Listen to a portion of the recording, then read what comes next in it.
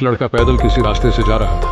वो देखता है कि एक खंभे पर एक पर्ची चिपकी है और उस पर्ची में कुछ लिखा हुआ है। वो लड़का थोड़ा नजदीक जाकर पर्ची पढ़ने लगा। उस पर्ची में लिखा था, कल इस रास्ते से गुजरते वक्त मेरे 100 रुपये कहीं गिर गए थे। मैंने ढूंढने की बहुत कोशिश की लेकिन मुझे वो नहीं मिला। यदि किसी को मिले तो कृपया इस पते पर पहुंचा देना। पर्ची में उसका एड्रेस भी लिखा हुआ था। लड़के को उस एड्रेस पर जाने का मन करने लगा। वो उस एड्रेस पर जाकर देखता है कि वहाँ एक झोपड़ी है।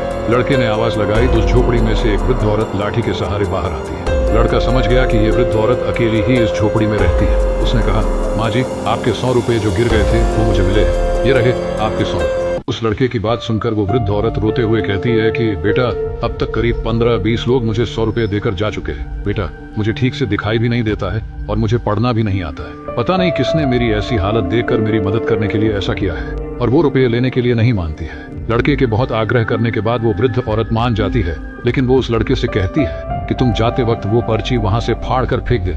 लड़के ने कहा, माँ जी, आप इस बात की फिक्र मत करना, मैं वो पर्ची फाड़ दूंगा। थोड़ी देर चलने के बाद उस लड़के ने सोचा कि आखिर मुझसे पहले आए हुए उन 15-20 लोगों ने इस पर्ची को नहीं फाड़ा, तो फिर मैं क्यों फाड़ूं?